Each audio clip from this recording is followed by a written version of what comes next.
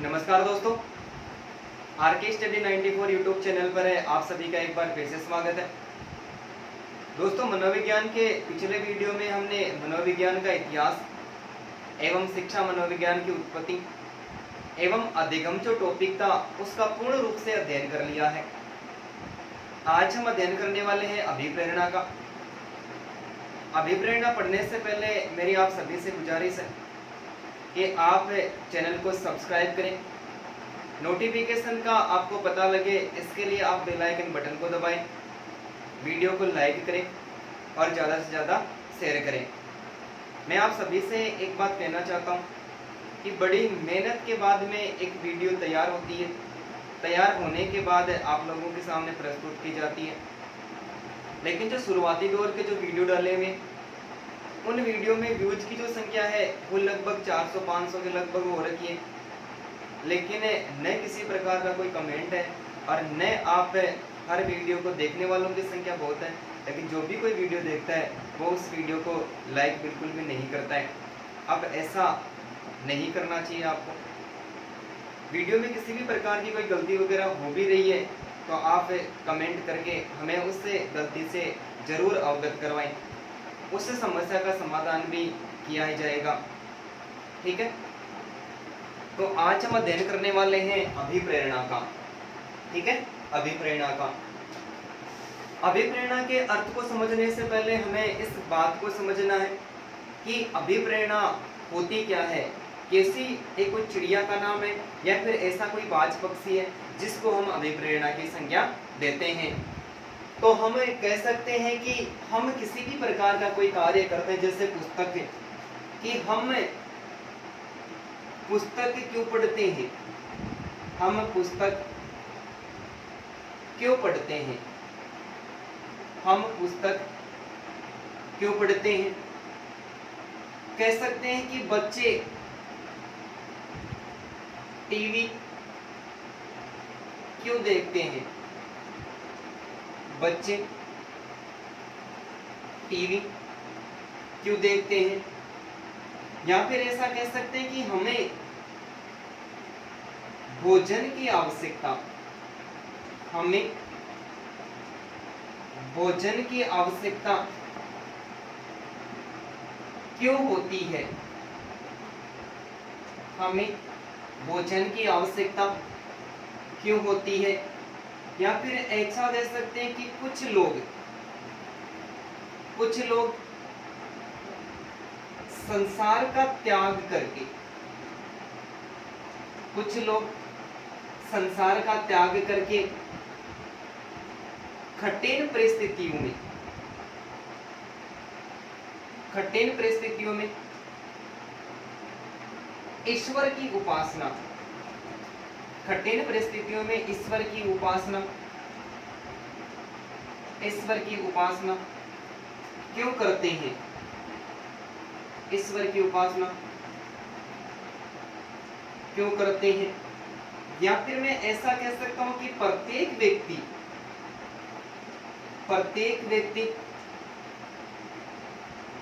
अपने व्यवसाय में, प्रत्येक व्यक्ति अपने व्यवसाय में क्यों संलग्न है, प्रत्येक व्यक्ति अपने व्यवसाय में क्यों संलग्न है। कि हम पुस्तक क्यों पढ़ते हैं, बच्चे टीवी क्यों देखते हैं, हमें भोजन की आवश्यकता क्यों होती है। कुछ लोग ऐसे होते हैं जो संसार का त्याग करते थे, संसार की मोह माया का भी त्याग कर देते हैं और मोह माया का त्याग करके वो एकांत में चले जाते हैं जहाँ पर पानी भोजन की कोई व्यवस्था नहीं होती है।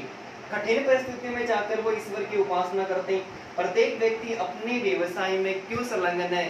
ऐसा भी कह सकता हूँ कि मैं क्यों पढ़ा रहा हूँ, आप क्यों अध्ययन कर रहे हैं।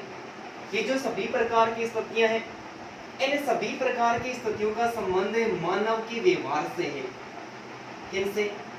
इन सभी प्रश्नों का जो संबंध है वो किनसे? एक मानव के व्यवहार से है। तो मनोवैज्ञानिकों ने क्या किया, मनोवैज्ञानिकों ने इन सारे प्रश्नों का उत्तर निकालने के लिए मानव के व्यवहार का गहनतम अध्ययन किया। मानव के व्यवहार का गहनतम अध्ययन किया। ठीक है, मानव के व्यवहार का अध्ययन किया और मानव के व्यवहार का अध्ययन करने के बाद निष्कर्ष निकाला मनोवैज्ञानिकों ने कि मानव व्यवहार का क्या किया, अध्ययन किया। और मानव व्यवहार का अध्ययन करने के बाद में निष्कर्ष निकाला कि सभी प्रकार के जो पर्सन होते हैं या फिर व्यक्ति कोई व्यवहार करता है वो व्यवहार बिना किसी कारण के नहीं करता है। कि हम पुस्तक पढ़ रहे हैं लेकिन पुस्तक पढ़ने के पीछे कोई न कोई कारण है। बच्चे टीवी क्यों देखते हैं, बच्चे टीवी देख रहे हैं, टीवी देखने के पीछे भी कोई कारण है। या फिर हमें भोजन की आवश्यकता क्यों होती है, भोजन करने के पीछे भी कोई न कोई कारण है। या फिर कुछ लोग संसार का त्याग करके कठिन परिस्थितियों में ईश्वर की उपासना करने लग जाते हैं, इसके पीछे भी कोई न कोई कारण है। या फिर प्रत्येक व्यक्ति अपने व्यवसाय में क्यों संलग्न है, इनके पीछे भी एक कारण है। इन्हें सभी प्रकार के प्रश्नों का उत्तर निकालने के लिए मनोवैज्ञानिकों ने एक मानव के व्यवहार का गहनतम अध्ययन किया और अध्ययन करके निष्कर्ष निकाला कि एक व्यक्ति बिना किसी कारण के कोई भी कार्य नहीं करता है। कोई भी कार्य करता है उस कार्य के पीछे कोई न कोई कारण होता है। जिस कार्य के पीछे जो कारण उत्तरदायी होता है, भाई कोई भी कार्य करते हैं और उस कार्य के पीछे जो कारण उत्तरदायी होता है उस कारण को मनोवैज्ञानिकों ने क्या नाम दिया, उस कारण को अभिप्रेरणा नाम दिया। कि अब मनोवैज्ञानिकों ने इन सारे प्रश्नों का उत्तर निकालने के लिए सबसे पहले मानव के व्यवहार का अध्ययन किया और अध्ययन करके निष्कर्ष निकाला कि मानव का व्यवहार बिना किसी कारण के किसी भी कार्य में संलग्न नहीं होता है। जो कोई भी कारण मानव व्यवहार के लिए उत्तरदायी होता है उस कारक को क्या नाम दिया, अभिप्रेरणा नाम दिया। अर्थात हम ऐसा कह सकते हैं कि हम किसी भी प्रकार का कोई कार्य करते हैं, कार्य करने के लिए हमारे आंतरिक मन में सबसे पहले क्या जागृत होती है, प्रेरणा जागृत होती है। और वो प्रेरणा क्या करती है, हमें कार्य करवाने के लिए मजबूर करती है और प्रेरणा से हम मजबूर होकर कार्य करते हैं और अंत में लक्ष्य की प्राप्ति कर लेते हैं। ठीक है, तो अभिप्रेरणा होती क्या है कि अभिप्रेरणा व्यक्ति कोई भी व्यवहार करता है और उस व्यवहार के पीछे कोई न कोई कारण उत्तरदायी होता है, उस कारण को क्या कहते हैं, अभिप्रेरणा कहते हैं। ठीक है,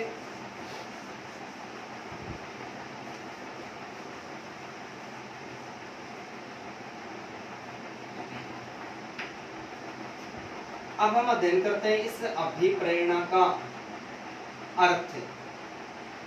अभिप्रेरणा का अर्थ, अभिप्रेरणा के अर्थ की बात करें तो इस अभिप्रेरणा को अंग्रेजी भाषा में मोटिवेशन कहते हैं। अभिप्रेरणा को अंग्रेजी भाषा में क्या कहते हैं, मोटिवेशन कहते हैं। कि अभिप्रेरणा को अंग्रेजी भाषा में मोटिवेशन कहते हैं। और इस मोटिवेशन शब्द की जो उत्पत्ति है, मोटिवेशन शब्द की जो उत्पत्ति है, मोटिवेशन शब्द की उत्पत्ति लैटिन भाषा के, कौन सी भाषा के, लैटिन भाषा के मोटम शब्द से हुई है। ठीक है, अभिप्रेरणा को अंग्रेजी भाषा में मोटिवेशन कहते हैं और मोटिवेशन शब्द की जो उत्पत्ति है वो लैटिन भाषा के मोटम शब्द से हुई है, जिसका शाब्दिक अर्थ होता है हिलना या गति प्रदान करना। हिलना या फिर गति प्रदान करना, यानी टू मूव, गति प्रदान करना। ये अभिप्रेरणा को अंग्रेजी भाषा में मोटिवेशन कहते हैं और मोटिवेशन शब्द की जो उत्पत्ति है वो लैटिन भाषा के मोटम से हुई है। किससे हुई है, लैटिन भाषा के मोटम से हुई है और जिसका शाब्दिक अर्थ होता है हिलना या फिर गति प्रदान करना, यानी टू मूव। हम ऐसा कह सकते हैं कि ये जो मोटम शब्द है, ये मोटम शब्द 3 शब्दों से मिलकर बना है।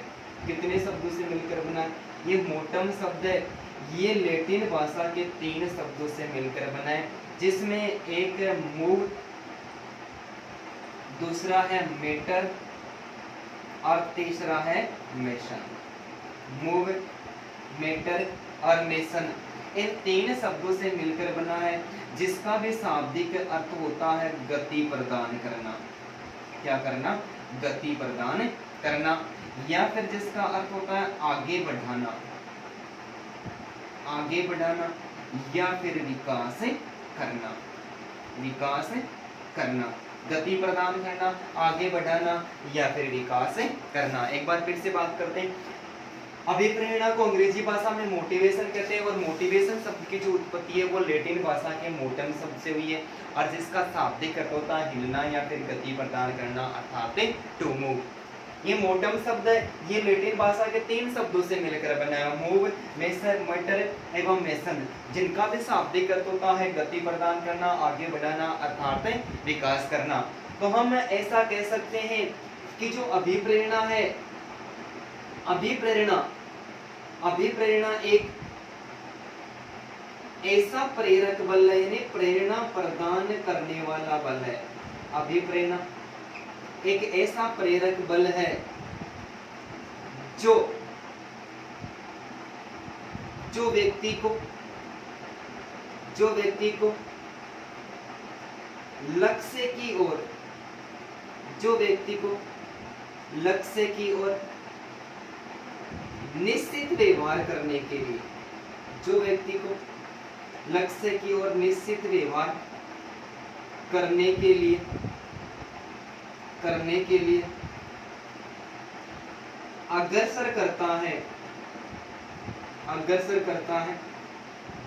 या गति प्रदान करता है, अग्रसर करता है या फिर गति प्रदान करता है। तो ऐसा कह सकते हैं कि अभिप्रेरणा एक ऐसा प्रेरक बल है, यानी एक ऐसा प्रेरणा प्रदान करने वाला आंतरिक बल है, जिसमें व्यक्ति क्या करता है, लक्ष्य की ओर निश्चित व्यवहार करने के लिए अग्रसर करता है या फिर गति प्रदान करता है। ये ऐसा कह सकते हैं कि अभिप्रेरणा एक ऐसी शक्ति है या फिर ऐसा एक आंतरिक बल है, जब व्यक्ति के सामने कोई लक्ष्य होता है, क्या होता है, व्यक्ति के सामने कोई लक्ष्य होता है, और लक्ष्य को प्राप्त करने के लिए निश्चित व्यवहार का संचालन किसके द्वारा किया जाता है, इस अभिप्रेरणा के द्वारा किया जाता है। अब हम एक और बात करते हैं कि एक नवीनतम तथ्य प्रस्तुत हुआ है 11वीं की BSER board of secondary education Rajasthan है, यानी माध्यमिक शिक्षा बोर्ड राजस्थान है, 11वीं की जो साइकोलॉजी की बुक है, उस बुक में इस बात का उल्लेख किया है कि अभिप्रेरणा को अंग्रेजी भाषा में मोटिवेशन कहते हैं, और मोटिवेशन शब्द की जो उत्पत्ति है वो लैटिन भाषा के मूवर शब्द से हुई है। किससे हुई है, मूवर, MOVERE। 11वीं की जो BSER board of secondary education Rajasthan, यानी माध्यमिक शिक्षा बोर्ड राजस्थान की जो 11वीं क्लास की साइकोलॉजी की बुक है, वो साइकोलॉजी की बुक इस बात का उल्लेख करती है कि अभिप्रेरणा को अंग्रेजी भाषा में मोटिवेशन कहते हैं, और मोटिवेशन शब्द की जो उत्पत्ति है वो लैटिन भाषा के मूवर शब्द से हुई है, MOVERE, मूवर शब्द से हुई है, जिसका शाब्दिक अर्थ होता है गति प्रदान करना, जिसका शाब्दिक अर्थ होता है गति प्रदान करना। तो हमें परीक्षा में इस प्रकार का प्रश्न पूछा जा सकता है कि अभिप्रेरणा की मोटिवेशन शब्द की जो उत्पत्ति है वो लैटिन भाषा के किस शब्द से हुई है, मोटिवेशन शब्द की उत्पत्ति है वो लैटिन भाषा के किस शब्द से हुई है। यदि मोटम शब्द विकल्प में नहीं हो, हमें मूव, मेटर, मेसन, और यदि मूवर शब्द लिखा हुआ मिले, तो ये 11वीं की बुक उल्लेख करती है कि अभिप्रेरणा को अंग्रेजी भाषा में मोटिवेशन कहते हैं, और मोटिवेशन शब्द की जो उत्पत्ति है वो लैटिन भाषा के मूवर शब्द से हुई है, जिसका शाब्दिक अर्थ होता है गति प्रदान करना। ठीक है, तो यहाँ पर 2 प्रकार की स्थिति निकल के आ रही है। एक स्थिति तो ये निकल के आ रही है कि अभिप्रेरणा को मोटिवेशन कहते हैं अंग्रेजी भाषा में, और उसकी जो उत्पत्ति है वो लैटिन भाषा के मोटम शब्द से हुई है, जिसका शाब्दिक अर्थ होता है गति प्रदान करना, और अर्थात है टू मूव। 11वीं की पुस्तक इस बात का उल्लेख करती है कि अभिप्रेरणा को अंग्रेजी भाषा में मोटिवेशन कहते हैं, मोटिवेशन शब्द की जो उत्पत्ति है वो लैटिन भाषा के मूवर शब्द से हुई है, जिसका भी शाब्दिक अर्थ होता है गति प्रदान करना। तो एक बार फिर से बात करते हैं, ये 2 प्रकार की स्थितियां निकल के आगे, यदि मोटम विकल्प में नहीं मिलता है तो हमें क्या करना है, मूवर शब्द को सही मान लेना है। ऐसा कह सकते हैं कि अभिप्रेरणा एक ऐसा प्रेरक बल है कि प्रेरणा प्रदान करने वाला बल है कि व्यक्ति के सामने कोई न कोई लक्ष्य होता है और लक्ष्य को प्राप्त करने के लिए सबसे पहले जो स्थिति जागृत होती है वो किसकी होती है? अभिप्रेरणा की होती है। और ये अभिप्रेरणा क्या करती है? उस व्यक्ति को, उस बालक को लक्ष्य को प्राप्त करने के लिए अग्रसर करती है या फिर गति प्रदान करती है।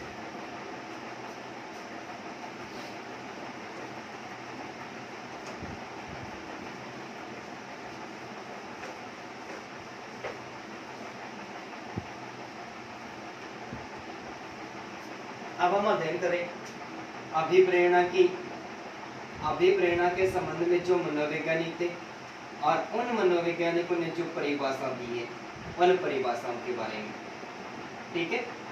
अभिप्रेरणा से संबंधित परिभाषाएं, अभिप्रेरणा से संबंधित हम उन्हीं परिभाषाओं का अध्ययन करेंगे या तो वो पहले की एग्जाम में पूछी जा चुकी है या फिर किसी ऑथेंटिक बुक में जो परिभाषाएं दी गई है उन्हीं परिभाषाओं का हम अध्ययन करेंगे, उन्हीं के बारे में विस्तार पूर्वक चर्चा करेंगे। सबसे पहले जो परिभाषा दी है सीवी गुड के अनुसार, सीवी गुड के अनुसार, किसके अनुसार? सीवी गुड के अनुसार। परीक्षा में हमें सीवी गुड पूरा लिखा हुआ मिले या नहीं मिले, लेकिन गुड जरूर लिखा हुआ मिल सकता है। सीवी गुड कहता है कि किसी कार्य को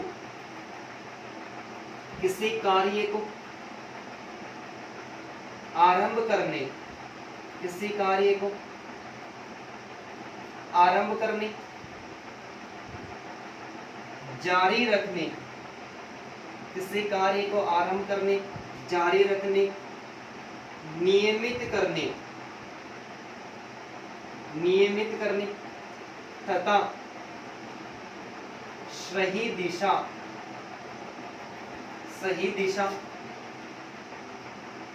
प्रदान करने की प्रक्रिया को, सही दिशा प्रदान करने की प्रक्रिया को,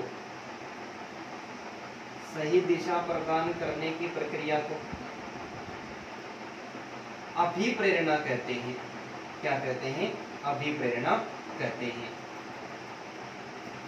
किसी कार्य को आरंभ करने, जारी रखने, नियमित करने तथा सही दिशा प्रदान करने की प्रक्रिया को क्या कहते हैं? अभिप्रेरणा कहते हैं। कि सीवी गुड इस परिभाषा का उल्लेख करता है कि अभिप्रेरणा करती है कि व्यक्ति के सामने कोई भी लक्ष्य होता है। क्या होता है?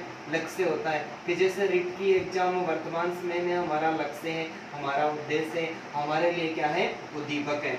तो ये अभिप्रेरणा क्या करती है? इस रिट को प्राप्त करने के लिए, इस रिट की जो तैयारी करती है, इस तैयारी को आरंभ करवाती, आरंभ करवाने के बाद में उस तैयारी को जारी रखती है। जारी रखते हुए नियमित, ऐसा कोई भी दिन नहीं गुजरता है कि जिस दिन हमने अध्ययन नहीं किया है, और जो लक्ष्य है इस लक्ष्य की ओर क्या कर रही है? सही दिशा प्रदान कर रही है। तो किसी भी कार्य को आरंभ करने, जारी रखने, नियमित करने और सही दिशा प्रदान करने की जो प्रक्रिया होती है उसे क्या कहते हैं? अभिप्रेरणा कहते हैं। कि अभिप्रेरणा का जो लक्ष्य होता है वो पहले से निर्देशित होता है।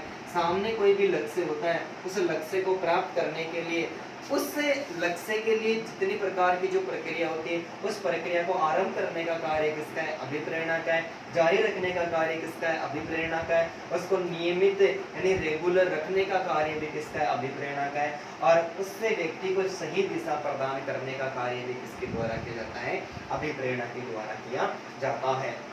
ठीक है। दूसरी परिभाषा दी है क्रेचफील्ड के अनुसार। किसके अनुसार? क्रेचफील्ड के अनुसार। क्रेचफील्ड कहता है कि अभिप्रेरणा हमारे क्यों का उत्तर देती है। अभिप्रेरणा हमारे क्यों का उत्तर देती है। अभिप्रेरणा हमारे क्यों का उत्तर देती है। ठीक है। अभिप्रेरणा क्या करती है? हमारे क्यों का उत्तर देती है। अभी हमने सबसे पहले अभिप्रेरणा का अर्थ समझने पहले यही समझा था कि मैं पुस्तक क्यों पढ़ता हूँ। ठीक है। मैं पुस्तक क्यों पढ़ता हूँ? नौकरी प्राप्त करने के लिए पढ़ता हूँ। बच्चे टीवी क्यों देखते हैं? मनोरंजन के लिए देखते हैं। एक व्यक्ति को भोजन की आवश्यकता क्यों होती है? बार बार उसको भूख लगती है तब उसको भोजन की आवश्यकता होती है। या फिर कुछ लोग क्या करते हैं कि संसार का त्याग करके संसार का त्याग करके कठिन परिस्थितियों में ईश्वर की उपासना क्यों करते हैं, वो मोक्ष की प्राप्ति के लिए करते हैं। और प्रत्येक व्यक्ति अपने व्यवसाय में क्यों संलग्न है, क्योंकि एक व्यक्ति को अपनी जीविका चलानी पड़ती है और जीविका चलाने के लिए उसको किसी न किसी प्रकार का कोई कार्य करना भी पड़ता है। तो इस बात को कौन स्वीकार करता है, क्रेचफील्ड स्वीकार करता है कि अभिप्रेरणा क्या करती है, हमारे क्यों का उत्तर देती है कि क्यों के संबंध में कोई प्रश्न पूछा जाता है और उसके संबंध में कोई उत्तर निकल के आता है, उसके पीछे किसका रोल होता है, अभिप्रेरणा का ही रोल होता है। इसके बाद में जो परिभाषा है वो स्किनर के अनुसार, किसके अनुसार, स्किनर के अनुसार। स्किनर कहता है कि अभिप्रेरणा अधिगम का, अभिप्रेरणा अधिगम का स्वर्णपथ एवं सर्वोत्तम राजमार्ग है, सर्वोत्तम राजमार्ग है। ठीक है, स्किनर कहता है कि अभिप्रेरणा अधिगम का कैसा स्वर्णपथ एवं सर्वोत्तम राजमार्ग है। जब हम अधिगम के सोपानिक प्रक्रिया पढ़ रहे थे, अधिगम के सोपानिक प्रक्रिया में हमने सबसे पहले यही सुना था, यही पढ़ा था कि अधिगम की जो शुरुआत होती है वो किससे होती है, अभिप्रेरणा से होती है। और अभिप्रेरणा से शुरुआत होने के बाद में व्यक्ति अनेक प्रकार की स्थितियों का सामना करता है और अपने सुनहरे मार्ग पर चलता रहता है और सुनहरे मार्ग पर चलकर क्या करता है, वो अपने लक्ष्य अर्थात उद्देश्य की प्राप्ति करता है।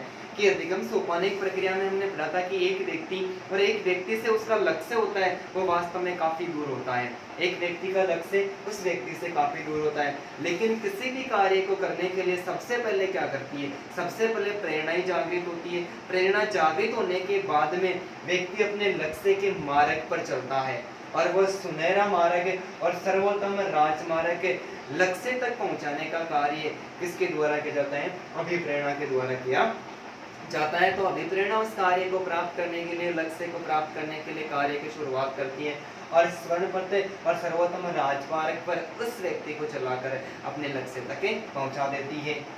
तो स्किनर इस बात को स्वीकार करता है कि अभिप्रेरणा अधिगम का स्वर्णपथ एवं सर्वोत्तम राजमार्ग है। इसके बाद में वुडवर्थ, वुडवर्थ कहता है कि अभिप्रेरणा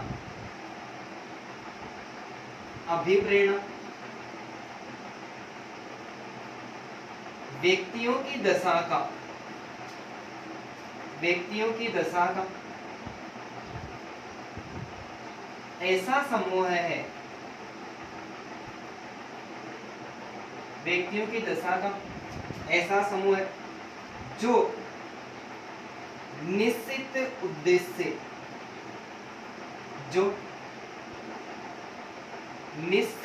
उद्देश्य की पूर्ति के लिए, निश्चित उद्देश्य की पूर्ति के लिए निश्चित व्यवहार का, निश्चित उद्देश्य की पूर्ति के लिए निश्चित व्यवहार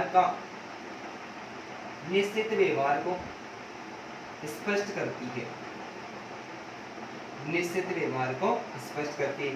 कि अभिप्रेरणा व्यक्तियों की दशा का एक ऐसा समूह है जो निश्चित उद्देश्य की पूर्ति के लिए निश्चित व्यवहार का क्या करती है, संचालन करती है। कि ऐसा कह सकते हैं कि अभिप्रेरणा एक व्यक्ति की, व्यक्तियों के समूह की बात कर ले, चाहे हम एक व्यक्ति की बात कर ले, एक व्यक्ति की आंतरिक मन की दशा होती है, आंतरिक स्थिति होती है और आंतरिक स्थिति होने के साथ में एक व्यक्ति का लक्ष्य उसके सामने होता है। क्या होता है, लक्ष्य सामने होता है और एक निश्चित लक्ष्य या फिर निश्चित उद्देश्य होता है। कि जैसे कि मैं ऐसा कर सकता हूँ कि मैं रिट का भी फॉर्म मैंने भर दिया है और रिट का फॉर्म भरने के बाद में मैंने पटवार का भी फॉर्म भर दिया है और राजस्थान पुलिस या फिर जो दिल्ली पुलिस है इनका भी फॉर्म भर दिया है। मैं यदि एक ही बार में इन सभी प्रकार के लक्ष्य को प्राप्त करने की कोशिश करूंगा तो मैं इनमें से किसी भी लक्ष्य को प्राप्त नहीं कर पाऊंगा। क्यों? क्योंकि इनमें से कोई भी लक्ष्य मेरे लिए निश्चित नहीं है। मैं तो यही सोच रहा हूँ कि जैसे तैसे करके किसी भी एग्जाम में सिलेक्शन हो जाए। तो यदि लक्ष्य निश्चित नहीं होगा तो निश्चित व्यवहार का संचालन भी नहीं होगा और ऐसे में व्यक्ति अपने लक्ष्य की ओर अग्रसर तो होगा लेकिन लक्ष्य को प्राप्त नहीं कर पाएगा। तो वुडवर्थ कहता है कि अभिप्रेरणा व्यक्तियों की दशा का ऐसा समूह है जो निश्चित उद्देश्य की पूर्ति के लिए निश्चित व्यवहार का संचालन करती है। इनमें से व्यक्ति किसी एक लक्ष्य को निश्चित करता है कि मुझे केवल और केवल रिट की तैयारी करनी है। यदि वो रिट की तैयारी करेगा तो लक्ष्य के और जो निश्चित व्यवहार है उसको प्रतिपादित करेगा और गति करेगा और अपने लक्ष्य की तरफ आसानी के साथ में पहुंच जाएगा। तो गुड कहता है कि किसी भी कार्य को आरंभ करने, जारी रखने और नियमित करने और सही दिशा प्रदान करने की प्रक्रिया को क्या कहते हैं? अधिगम कहते हैं। क्रेजफील्ड कहता है कि अभिप्रेरणा हमारे क्यों का उत्तर देती है कि मैं क्यों पढ़ा रहा हूँ, आप क्यों पढ़ रहे हैं, आप कोचिंग क्यों जा रहे हैं, आप घर पर काम क्यों कर रहे हैं, आप खेत में काम क्यों कर रहे हैं। इन्हें सभी प्रकार के प्रश्नों का कोई उत्तर निकल के आता है, उसके पीछे कोई कारण उत्तरदायी होता है, उसे क्या कहते हैं? अभिप्रेरणा कहते हैं। तो अभिप्रेरणा हमारे क्यों का उत्तर देती है। स्किनर कहता है कि अभिप्रेरणा अधिगम का स्वर्णपथ एवं सर्वोत्तम राजमार्ग है, जबकि वुडवर्थ कहता है कि अभिप्रेरणा व्यक्तियों की दशा का ऐसा समूह है जो निश्चित उद्देश्य की पूर्ति के लिए निश्चित व्यवहार का क्या करती है? संचालन करती है। कि अभिप्रेरणा के अंतर्गत जो लक्ष्य होता है वह एकदम से निश्चित होता है और व्यक्ति उस लक्ष्य को प्राप्त करने के लिए निश्चित व्यवहार का संचालन करता है और वो संचालन किसके द्वारा किया जाता है? अभिप्रेरणा के द्वारा किया जाता है।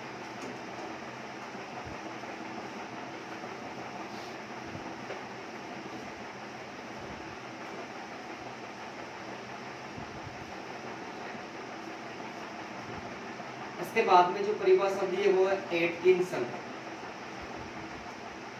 एटकिंसन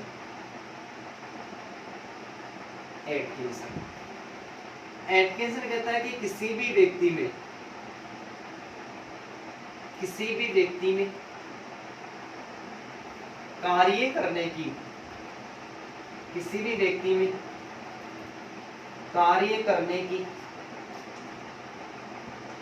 प्रेरणा जागृत करना, किसी भी व्यक्ति में कार्य करने की प्रेरणा जागृत करना ही अभिप्रेरणा है। जागृत करना ही क्या है? अभिप्रेरणा है। किसी भी व्यक्ति में कार्य करने की प्रेरणा जागृत करना है क्या है? अभिप्रेरणा है। कि हम ऐसा कह सकते हैं कि ये एक व्यक्ति है और ये व्यक्ति, इस व्यक्ति ने ऐसा कह सकते हैं कि 2002 में बीएड किए और 2002 में बीएड करने के बाद में ये व्यक्ति आज तक लगातार टीचर्स एग्जाम की तैयारी कर रहा है। कि एक व्यक्ति ने 2002 में बीएड किए और 2002 में बीएड करने के बाद में ये आज तक लगातार केवल टीचर्स की एग्जाम की तैयारी कर रहा है।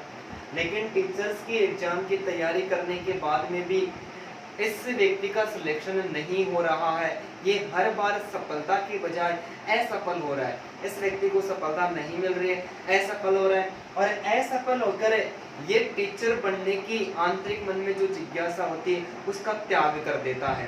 क्या कर देता है? त्याग कर देता है। फिर किसी अन्य व्यक्ति के संपर्क में आता है और अन्य व्यक्ति के संपर्क में आने के बाद में वो व्यक्ति क्या करता है? इस व्यक्ति को एक बार फिर से मोटिवेट करता है, अभिप्रेरित करता है और कहता है कि हो सकता है कि एक सामने कोई किसी मकान के एक ताला लगा हुआ है और आपको 50 चाबियों का गुच्छा दिया हुआ है।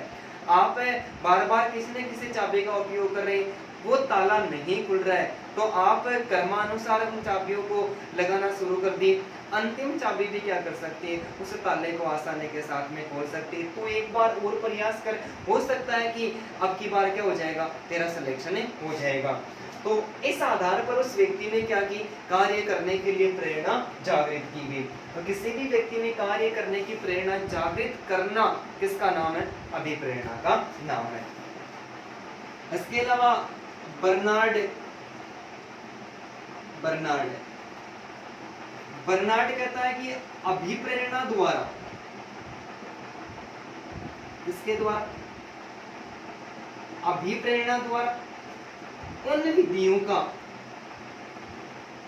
अभिप्रेरणा द्वारा उन विधियों का विकास किया जाता है। उन विधियों का विकास, अभिप्रेरणा द्वारा उन विधियों का विकास किया जाता है जो मानव व्यवहार के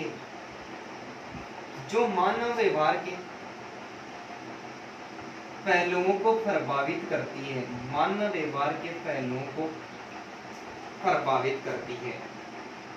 मानव व्यवहार के पहलुओं को क्या करती है? प्रभावित करती है।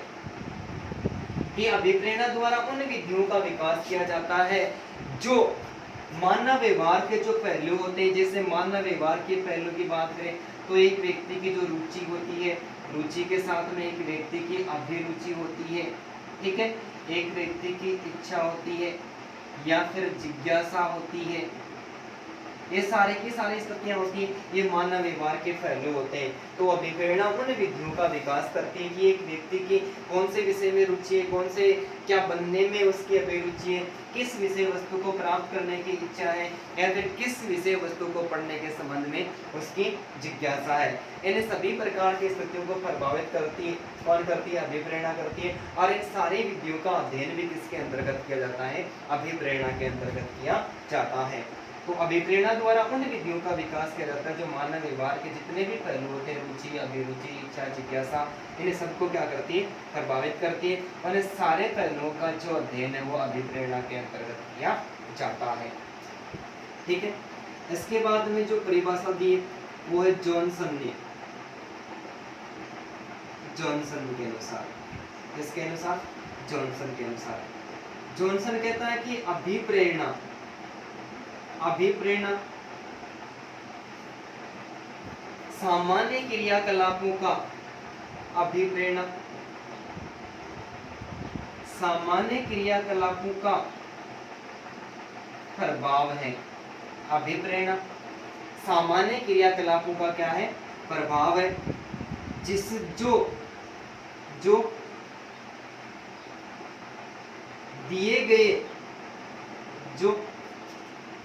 दिए गए कार्य की, जो दिए गए कार्य के अभ्यास की, दिए गए कार्य की अभ्यास की और दिए गए कार्य के अभ्यास की ओर संकेत करती है तथा संतोषजनक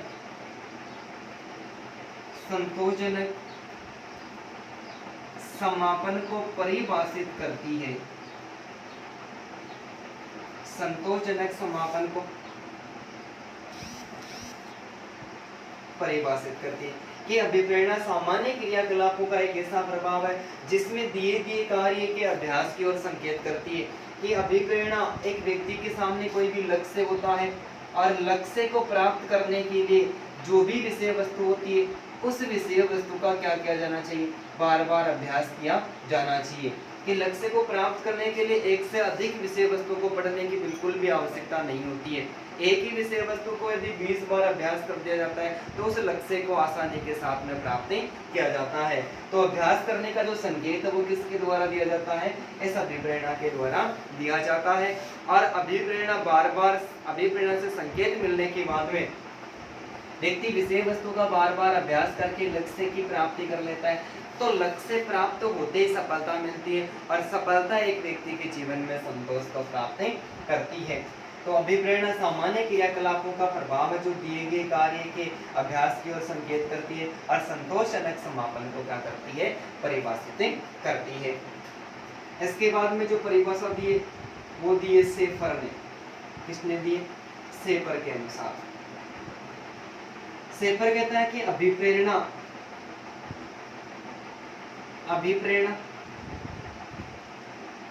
क्रिया की एक ऐसी प्रवृत्ति है। अभिप्रेरणा क्रिया की एक ऐसी प्रवृत्ति है जो चालक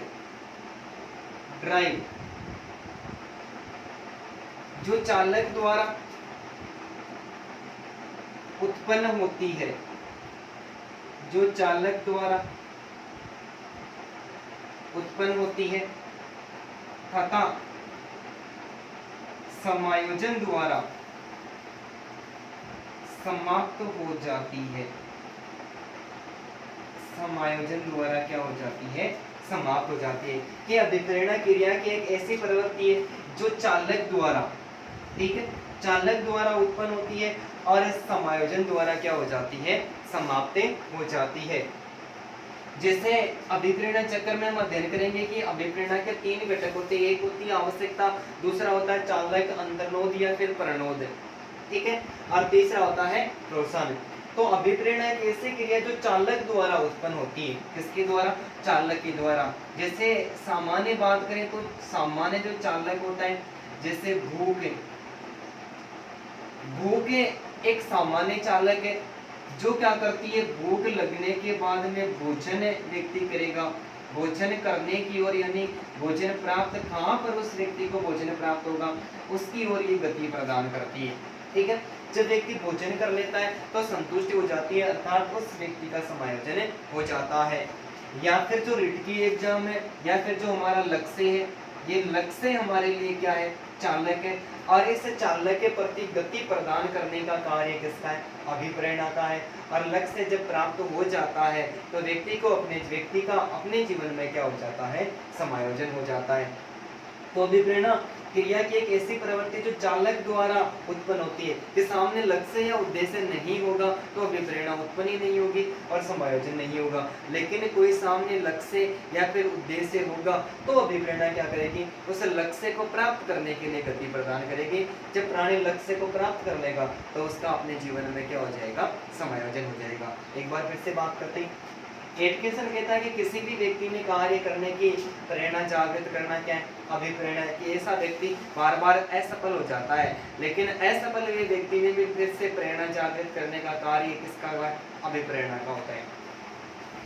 बर्नार्ड कहता है कि अभिप्रेरणा द्वारा उन विधियों का विकास किया जाता है जो मानव व्यवहार के पहलुओं को क्या करती है, प्रभावित करती है। कि इस प्रकार की जो विधियां होती है, मानव के जो व्यवहार के पहलू होते हैं, रुचि, अभिरुचि, इच्छा, जिज्ञासा, ये सभी प्रकार की विधियां होती हैं, इनका जो अध्ययन है उस किसके द्वारा किया जाता है, अभिप्रेरणा के द्वारा किया जाता है। कि अभिप्रेरणा द्वारा व्यक्ति अपनी विषय वस्तु में रुचि, अभिरुचि, इच्छा और जिज्ञासा को प्रकट करता है। जॉनसन कहता है कि अभिप्रेरणा सामान्य क्रियाकलापों का प्रभाव है और जो दिए गए कार्य के अभ्यास की ओर संकेत करती है और संकेत करने के बाद में संतोषजनक समापन को परिभाषित करती है। कि अभिप्रेरणा इस बात का उल्लेख करती है कि व्यक्ति के सामने कोई लक्ष्य को प्राप्त करने के लिए उस व्यक्ति को क्या किया जाना चाहिए, बार बार अभ्यास किया जाना चाहिए। अभ्यास करने के बाद में क्या होता है, व्यक्ति को लक्ष्य की प्राप्ति होती है, तो जीवन में किसकी प्राप्ति हो जाती है, संतोष की प्राप्ति हो जाती है। सेपर कहता है कि अभिप्रेरणा क्रिया की ऐसी प्रवृत्ति है जो चालक द्वारा, कोई भी एक चालक होता है जो इसको गति प्रदान करने के लिए अग्रसर करता है और अंत में व्यक्ति क्या कर लेता है, अपने जीवन में समायोजन कर लेता है।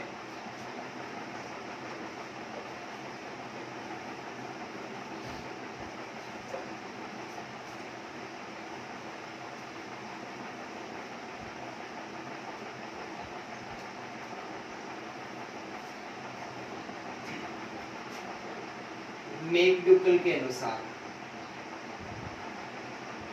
मैकडुगल के अनुसार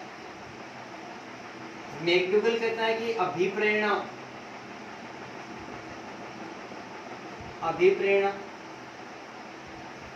एक ऐसी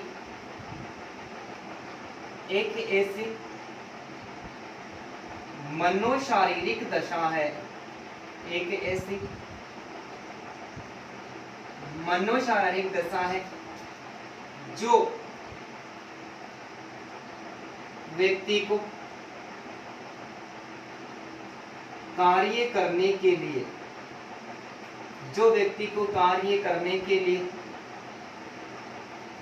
प्रेरित करती है, जो व्यक्ति को कार्य करने के लिए प्रेरित करती है, ठीक है। अभिप्रेरणा एक ऐसी मनोशारीरिक दशा है, मनो का अर्थ होता है आंतरिक, मनो का अर्थ क्या होता है, आंतरिक, और शारीरिक का अर्थ होता है बाह्य, शारीरिक का अर्थ क्या होता है, बाह्य। कि अभिप्रेरणा या तो कोई आंतरिक शक्ति है या फिर कोई बाह्य शक्ति है। कि अभिप्रेरणा एक ऐसी आंतरिक या बाह्य दशा है जो क्या करती है, व्यक्ति को किसी न किसी प्रकार का कार्य करने के लिए प्रेरित करती है। कि व्यक्ति के सामने कोई लक्ष्य होता है तो ऐसा हो सकता है कि व्यक्ति स्वयं ही उस लक्ष्य को प्राप्त करने के लिए उस लक्ष्य की ओर अग्रसर हो रहा है, तो आंतरिक अभिप्रेरणा उत्पन्न हुई है। या फिर स्वयं अग्रसर नहीं होकर किसी दूसरे व्यक्ति को देखता है या फिर किसी अन्य व्यक्ति से वो मोटिवेट होता है और मोटिवेट होकर भी लक्ष्य की ओर अग्रसर होता है, तो भी उसमें किसका अहम भूमिका होती है, तो भी उसमें भूमिका अभिप्रेरणा की ही होती है। तो अभिप्रेरणा एक ऐसी मनोशारीरिक यानी आंतरिक और बाह्य दशा है जो व्यक्ति को कार्य करने के लिए प्रेरित करती है। इसके अलावा गेट्स व अन्य, गेट्स व अन्य, ये परिभाषा सेकंड ग्रेड में 2 बार पूछी भी जा चुकी है, फर्स्ट ग्रेड में भी पूछी जा चुकी है। गेट्स एवं अन्य, गेट्स की परिभाषा और मैक्डूगल की परिभाषा में थोड़ा बहुत ही फर्क है। गेट्स कहता है कि अभिप्रेरणा, अभिप्रेरणा एक व्यक्ति के भीतर, अभिप्रेरणा एक व्यक्ति के भीतर, एक व्यक्ति के भीतर ऐसी शारीरिक एवं मनोवैज्ञानिक दशा है, ऐसी शारीरिक एवं मनोवैज्ञानिक दशा है जो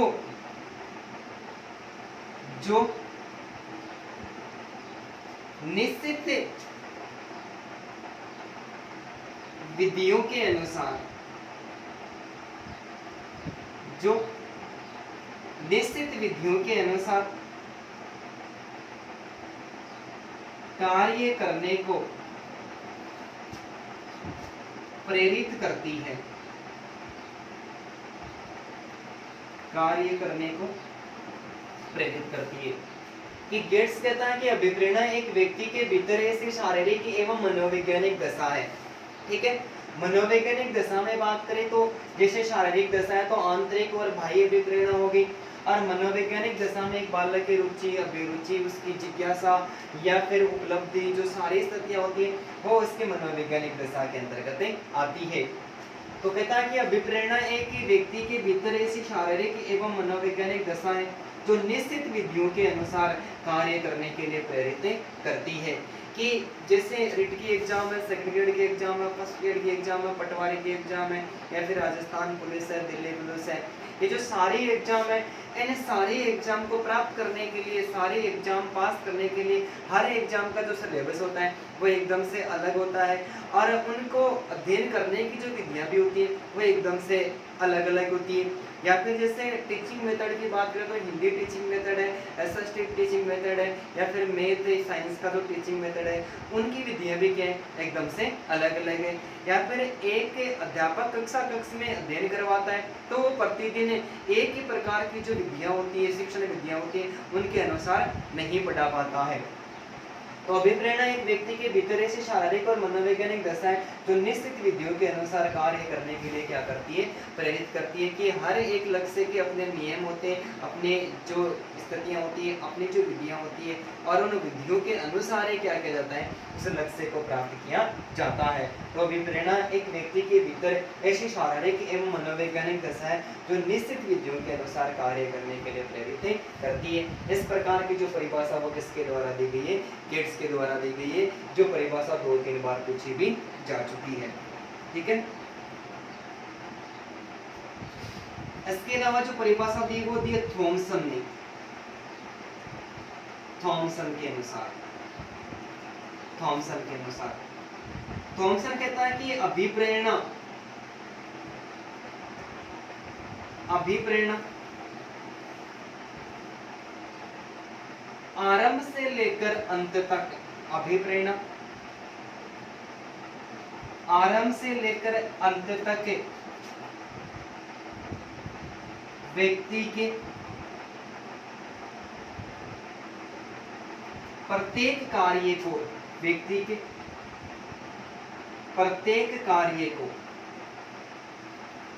व्यक्ति के प्रत्येक कार्य को प्रभावित करती है, व्यक्ति के प्रत्येक कार्य को प्रभावित करती है। जैसे व्यक्ति की रुचि है, अभिरुचि है, अभिवर्ती, इच्छा, एवं जिज्ञासा होती है, इन सबको प्रभावित किसके द्वारा किया जाता है? इस अभिप्रेरणा के द्वारा किया जाता है। ये परिभाषा किसने दी है? थॉमसन ने। थॉमसन कहता है कि अभिप्रेरणा आरंभ से लेकर अंत तक व्यक्ति के प्रत्येक कार्य को प्रभावित करती है, अर्थात व्यक्ति की जो रुचि होती है, अभिरुचि होती है, अभिवृत्ति होती है, इच्छा होती है, जिज्ञासा होती है, कि अभिप्रेरणा के द्वारा, अभिप्रेरणा क्या करती है? किसी भी प्रकार का व्यक्ति कोई कार्य करता है तो उस कार्य को करने के लिए कार्य का आरंभ किसके द्वारा किया जाता है? अभिप्रेरणा के द्वारा किया जाता है। और लक्ष्य की प्राप्ति के लिए जब तक लक्ष्य की प्राप्ति नहीं हो जाती तब तक वो अवस्था चलती ही रहती है। तो आरंभ से लेकर अंत तक व्यक्ति के प्रत्येक कार्य को प्रभावित करती है, अर्थात अभिप्रेरणा एक व्यक्ति की रुचि, अभिरुचि, अभिवृत्ति, उसकी इच्छा, जिज्ञासा, उपलब्धि, जो सभी प्रकार की स्थितियां होती है, सबको प्रभावित किसके द्वारा किया जाता है? इस अभिप्रेरणा के द्वारा ही किया जाता है। और ये परिभाषा किसके द्वारा दी गई है? ये परिभाषा थॉमसन ने प्रस्तुत की है। इसके अलावा लास्ट परिभाषा गिलफोर्ड, ठीक है, गिलफोर्ड।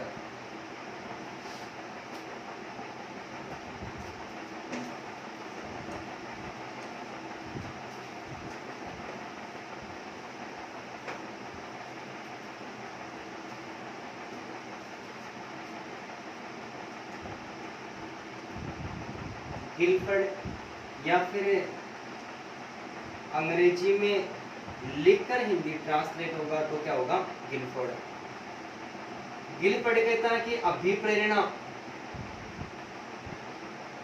अभिप्रेरणा एक, अभिप्रेरणा एक व्यक्ति की ऐसी दशा, एक व्यक्ति की ऐसी दशा, स्थिति या कारक है जो कार्य को आरंभ करने, जो कार्य को आरंभ करने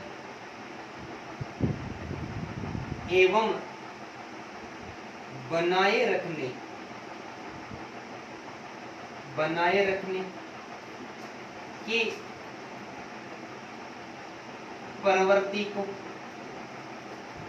स्पष्ट करती है, प्रवृत्ति को स्पष्ट करती है।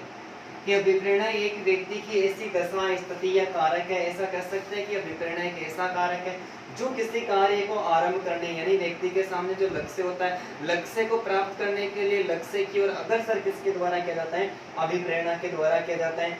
और जब तक वो लक्ष्य प्राप्त नहीं हो जाता तब तक निरंतरता बनाए रखने का कार्य किसके द्वारा किया जाता है? अभिप्रेरणा के द्वारा किया जाता है। कि व्यक्ति के सामने कोई लक्ष्य होता है, लक्ष्य के ओर अग्रसर करने का कार्य भी किसका है? अभिप्रेरणा का है। और जब तक व्यक्ति लक्ष्य को प्राप्त नहीं कर लेता तब तक निरंतरता बनाए रखने का कार्य भी किसका है? अभिप्रेरणा का है। तो ये परिभाषा किसने स्वीकार की है? गिलफोर्ड ने स्वीकार की है। ये अभिप्रेरणा, अभिप्रेरणा एक व्यक्ति की ऐसी दशा, स्थिति या कारक है जो कार्य को आरंभ करने एवं बनाए रखने की प्रवृत्ति को क्या करती है? स्पष्ट करती है।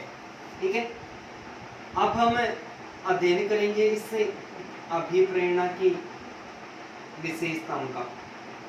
ठीक है, तो अभिप्रेरणा का अर्थ और जो मनोवैज्ञानिकों ने जितनी परिभाषा दी है, हर लाइन इस अधिगम की, हर लाइन इस अभिप्रेरणा की विशेषता को प्रकट कर रही है। उन्हीं में से कुछ महत्वपूर्ण तथ्य जो एग्जाम में उनसे संबंध में प्रश्न पूछे जा चुके हैं, उन विशेषताओं का हम एक बार उल्लेख करते हैं। तो अभिप्रेरणा की जो पहली विशेषता है कि अभिप्रेरणा में क्रियाशीलता होती है। अभिप्रेरणा में क्रियाशीलता होती है। अभिप्रेरणा में क्रियाशीलता होती है। अभिप्रेरणा में क्रियाशीलता होती है कि व्यक्ति के सामने जो लक्ष्य होता है और उस लक्ष्य को प्राप्त करने के लिए जो क्रिया होती है, गति होती है, वो किसके द्वारा प्रदान की जाती है? अभिप्रेरणा के द्वारा प्रदान की जाती है। तो अभिप्रेरणा में क्रियाशीलता पाई जाती है। अभिप्रेरणा, अभिप्रेरणात्मक अवस्था में, अभिप्रेरणात्मक अवस्था में व्यक्ति आंतरिक तनाव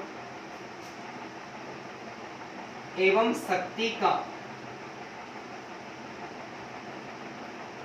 अनुभव करता है। अभिप्रेरणात्मक अवस्था में व्यक्ति आंतरिक तनाव या शक्ति का अनुभव करता है कि व्यक्ति के सामने जब लक्ष्य प्रस्तुत हो जाता है और लक्ष्य को प्राप्त करने की व्यक्ति कोशिश करता है तो उसके जीवन में अनेक प्रकार के उतार चढ़ाव आते हैं और आंतरिक मन में तनाव की स्थिति उत्पन्न होती है। लेकिन तनाव की स्थिति उत्पन्न होने के बाद भी अभिप्रेरणा व्यक्ति को शक्ति अर्थात बल प्रदान करती है और शक्ति और बल के आधार पर व्यक्ति अपने लक्ष्य को प्राप्त करता है। तो इस आधार पर कह सकते हैं कि अभिप्रेरणा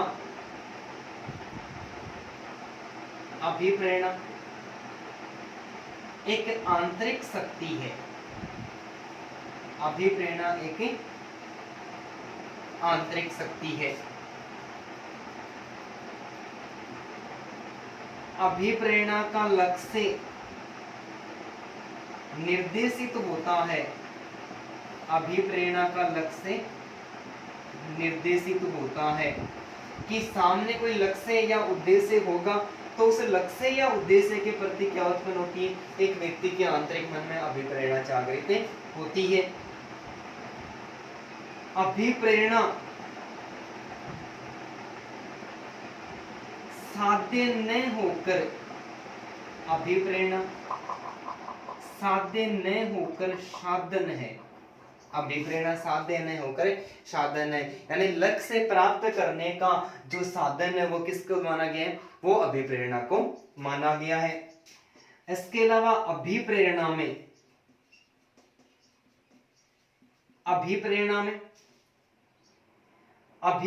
में आवश्यकता रूपी तत्व, अभिप्रेरणा में आवश्यकता रूपी तत्व पाया जाता है।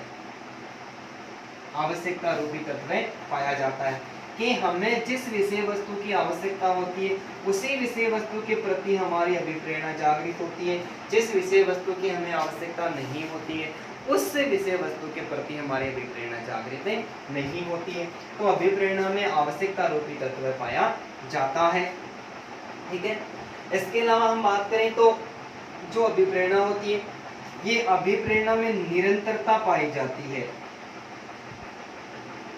अभिप्रेरणा में क्या पाई जाती है, निरंतरता पाई जाती है कि व्यक्ति का जो लक्ष्य होता है और लक्ष्य की और उस लक्ष्य को आरंभ करने, जारी रखने और निरंतर करने का जो कार्य होता है वो किसके द्वारा किया जाता है, अभिप्रेरणा के द्वारा ही किया जाता है।